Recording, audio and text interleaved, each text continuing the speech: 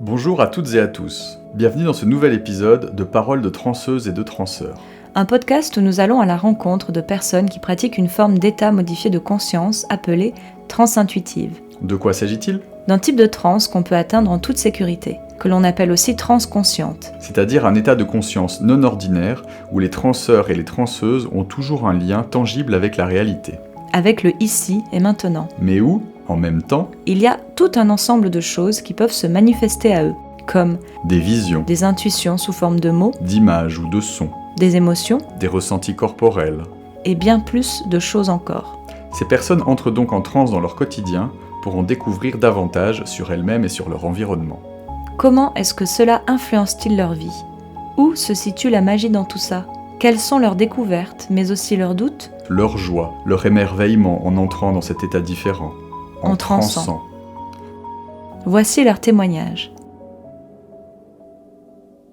Adriane nous présente l'évolution des états de transe qui ont jalonné sa vie, et comment nos ateliers lui ont permis de mettre un nom sur des sensations qu'elle avait rencontrées durant l'enfance et qu'elle avait dû réprimer, notamment à l'école. Pour Adriane, la transe est révolutionnaire pour l'Occident, et elle devrait être utilisée dans certains domaines de recherche de pointe, comme par exemple pour l'intelligence artificielle, afin que ceux qui élaborent cette technique restent connectés à leur créativité humaine. Est-ce que tu peux commencer par te présenter en quelques mots ? Je suis artiste multidisciplinaire et sorcière. Comment est-ce que tu as découvert la transe et comment est-ce qu'elle est entrée dans ta vie ? J'ai expérimenté beaucoup d'états de transe que je qualifiais pas déjà à l'époque de la sorte, beaucoup pendant mes voyages, dans des moments où une sorte de béatitude se présentait. Donc c'était à des lieux très spécifiques. Donc il y avait par exemple sous un arbre en Serbie, où chaque fois que j'allais, j'entrais dans un autre espace-temps, avec la création aussi, sans savoir bien sûr que c'était de la transe, de perdre la notion du temps et de l'espace. Et ensuite, plus profondément avec vous, avec les autres nous, avec les premiers ateliers, les premiers essais qu'on a fait ensemble. Ça a l'air très beau ce que tu as vécu sous cet arbre en Serbie. Et tu veux bien nous en dire un peu plus ? Oui, c'était alors à une époque où je bougeais beaucoup. J'habitais nulle part, j'avais un sac et j'allais d'endroit en endroit. J'avais remarqué déjà qu'il y avait des endroits géographiques qui étaient plus cléments que d'autres. Comme s'il y avait des endroits qui nous aimaient et d'autres qui nous aimaient moins. Cet endroit, c'est à la forteresse Kalemegdan à Belgrade. Et à l'époque, je ne savais pas que j'avais des liens génétiques avec ce lieu. Mais c'était un lieu qui résonnait tout particulièrement avec moi. Et alors j'allais, chaque fois que j'avais envie, ou chaque fois que ça m'appelait, j'allais me poser sous cet arbre et je dormais. Un peu comme Alice au Pays des Merveilles, c'est rentrer dans un espace, se laisser... là, c'était en même temps tomber et monter, donc c'était tomber en premier sous l'arbre, et puis ensuite, ce qui se passait à l'intérieur de moi, c'était une ascension, c'était quelque chose qui était beau et qui me reposait autant qu'il me revigorait et qui m'inspirait. Et comment est-ce que tu qualifierais les effets de ces transes dans ton quotidien aujourd'hui ? Comment est-ce que ça se manifeste en fait pour toi ?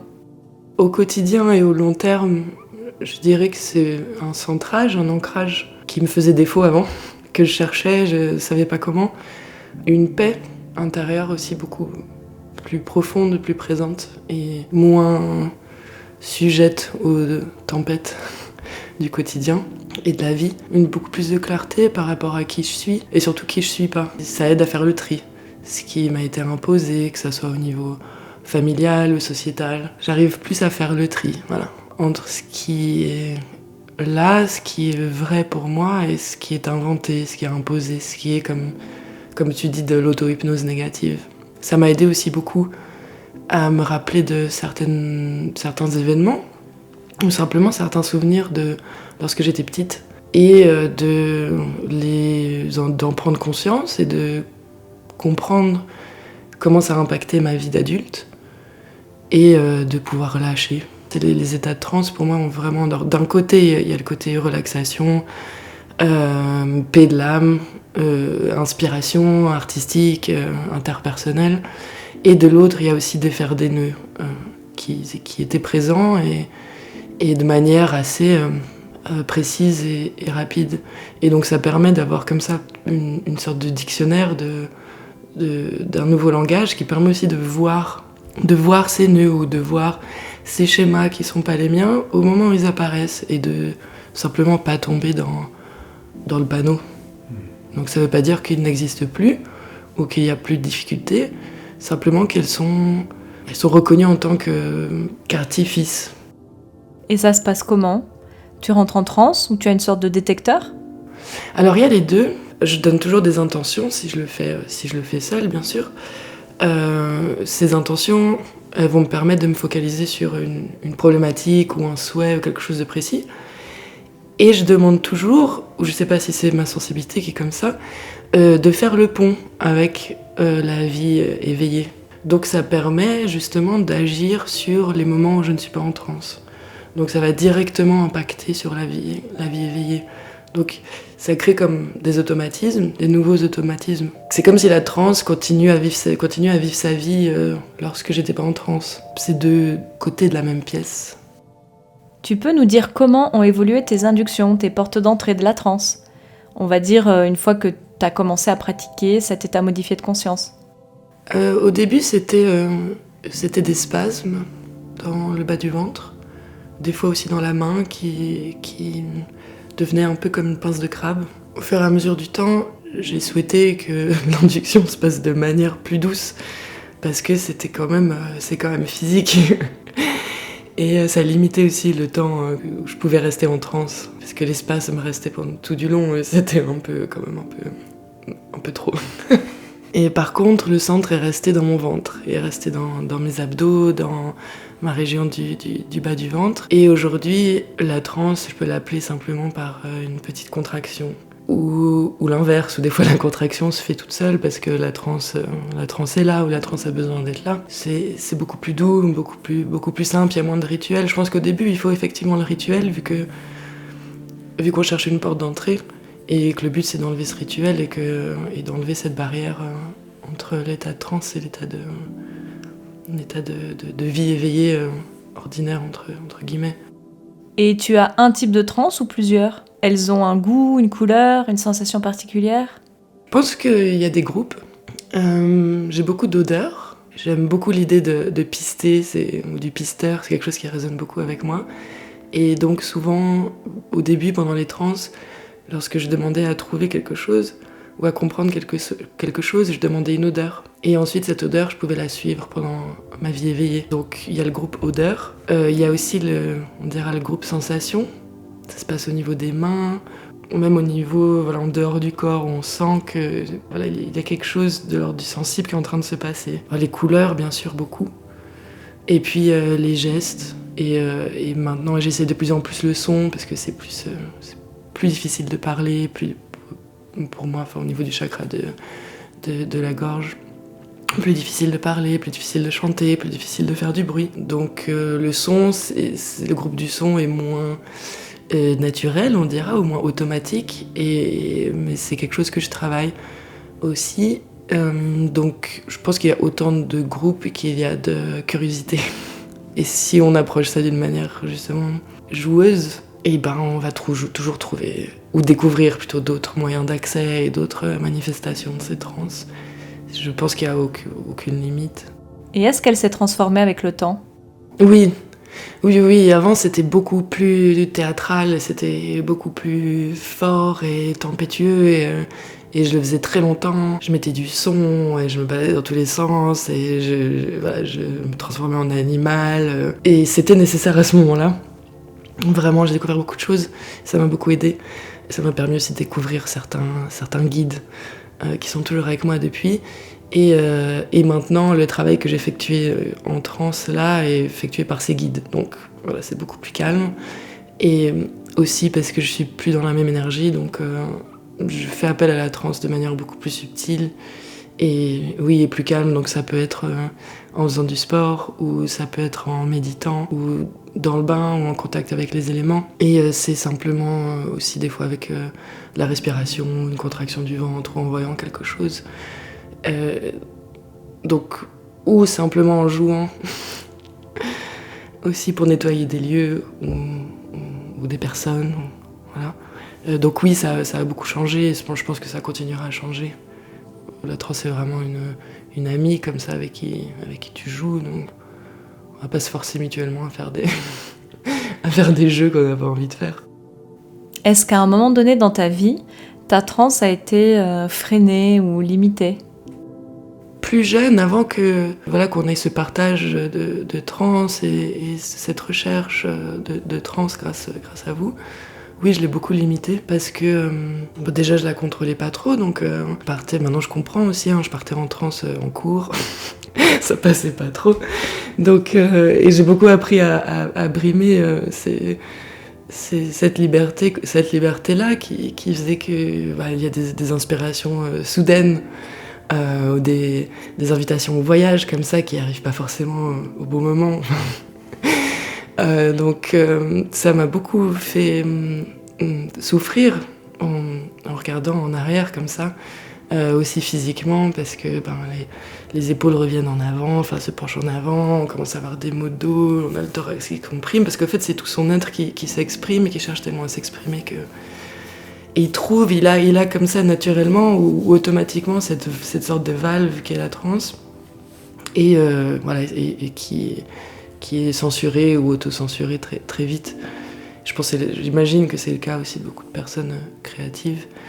Et ensuite, donc les dernières années, depuis que la transe est vraiment une pratique nommée, moi je me suis aussi construite une vie qui permet d'avoir ces espaces-là, donc je n'ai pas vraiment de raison de la limiter. Et maintenant, est-ce que tu peux nous dire ce qui t'a parlé dans notre façon d'approcher les états de transe, ce qu'on appelle les transes intuitives ?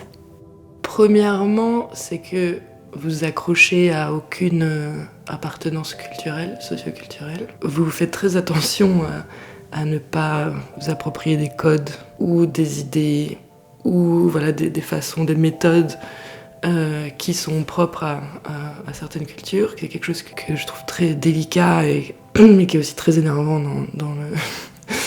dans les codes du monde spirituel actuel. Vous êtes vraiment dans une approche de je ne sais pas, ça se présente, on joue avec, on communique avec et on regarde. Donc il y a une approche comme ça qui est très, très honnête, très sincère. Et aussi ça va au-delà de je vais me sentir bien, je veux manifester ma vie pour avoir de l'argent, pour rencontrer l'amour. Ça va au-delà de l'individualisme.